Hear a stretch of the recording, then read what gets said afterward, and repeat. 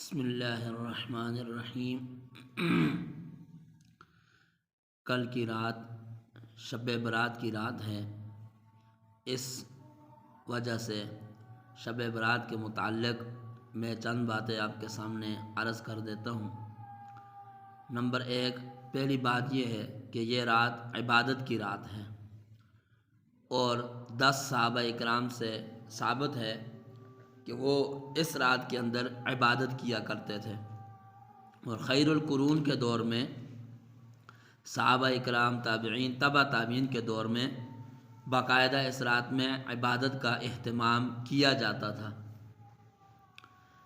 اور آپ نے سنا ہے کہ رات کی آخری پہر میں اللہ رب العزت اپنی شان کے مطابق آسمان دنیا پر تشریف لاتے ہیں اور یہ آواز لگاتے ہیں، کوئی ہے مغفرت طلب کرنے والا، کوئی ہے بخشش طلب کرنے والا، کوئی ہے روزی مانگنے والا کہ میں اس کو روزی دوں، کوئی بخشش طلب کرنے والا ہے کہ میں اس کے گناہوں کو معاف کروں۔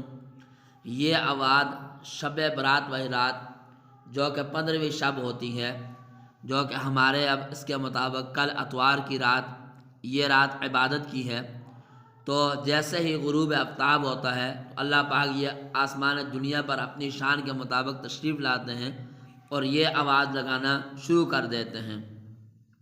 اور حدیث میں آتا ہے، اللہ کے پاک پیغمبر محمد مصطفیٰ صلی اللہ علیہ وسلم نے فرمایا کہ اتنی انسانوں کی بخشش کی جاتی ہے جتنی کہ بھیڑ، بنو کلب کی بھیڑ کے جسم پر جتنے بال ہیں اتنی انسانوں کی بخشش کی جاتی ہے۔ اس لیے جیسے ہی غروب آفتاب ہو تو آپ لوگ عبادت میں، تلاوت میں، ذکر میں، درود شریف میں، دعا میں مشغول ہو جائیں۔ اب چند ایک لوگ ایسے ہیں جن کی اس رات میں بخشش نہیں کی جاتی ہے۔ وہ کون لوگ ہیں؟ مشرک، اللہ کے ساتھ شرک کرنے والا، والدین کا نافرمان، شراب پینے والا، قطع رحمی کرنے والا، ان لوگوں کی بخشش اس رات کے اندر بھی روک دی جاتی ہے۔ اب اگلی بات، اس رات میں عبادت کیسے کرنی ہے؟ تو یاد رکھیں، اللہ رب العزت اس رات میں نفل عبادت ہے، اور نفل عبادت کا حکم یہ ہے کہ اپنے گھر میں کی جائے۔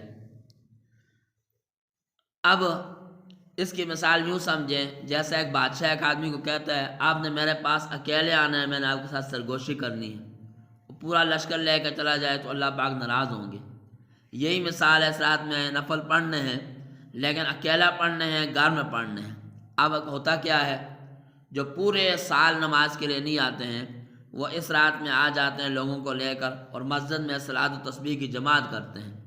اور یاد رکھیں، اہل سنت والجماعت کے ہاں نفل کی نماز مکروہ تحریمی ہے، اور صلاۃ و تسبیح کی جماعت کو مکروہ تحریمی لکھا ہے۔ اب ویسے اس کا بہت بڑا ثواب ہے، حدیث میں آتا ہے اللہ پاک صغیرہ، کبیرہ، اگلے پچھلے سارے گناہ اللہ پاک معاف کر دیتا ہے اس نماز کی وجہ سے۔ لیکن پڑھنی کیسے ہے؟ اکیلے اکیلے۔ پھر ہمارے اندر یہ بات ہے، دیکھیں ہم عبادت کرتے ہیں، شیطان اپنا حصہ ڈالتا ہے، شیطان کو اپنا حصہ نہ ڈالنا دیں۔ اور وہ کیسے حصہ ڈالتا ہے؟ اب غروب آفتاب ہے، اس کے بعد حکم ہے کہ آپ اپنی تلاوت کریں، ذکر کریں، درود شریف پڑھیں، دعا کریں، اللہ سے مانگیں۔ وہ کیا ہوتا ہے، حلوہ پکا رہے ہوتے ہیں، اور عصر کے بعد حلوہ پکا لیا، مغرب کے بعد اس کے تقسیم کرنے میں لگے ہوئے ہیں۔ کوئی سویاں پکا رہا ہے، اس میں تقسیم کرنے میں لگا ہوا ہے۔ عشاء تک اس کام سے فارغ ہوا ہے، عشاء کے بعد سو گئے۔ اب جو مرکزی ٹائم تھا اللہ سے مانگنے کا اور دعا کا، ذکر کا، تلاوت کا، وہ ٹائم ادھر لگا دیا۔ اب دیکھو، حلوہ ہے یا سویاں ہے، کیا وہ کسی اور دن نہیں پکی جا سکتی؟ کسی اور دن جو ہے کسی گھر میں تقسیم نہیں ہو سکتی ہیں؟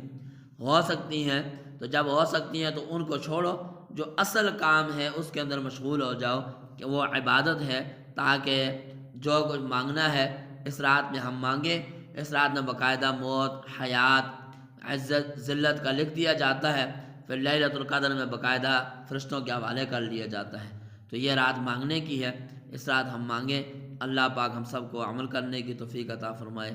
اللہ سمجھ عطا فرمائے۔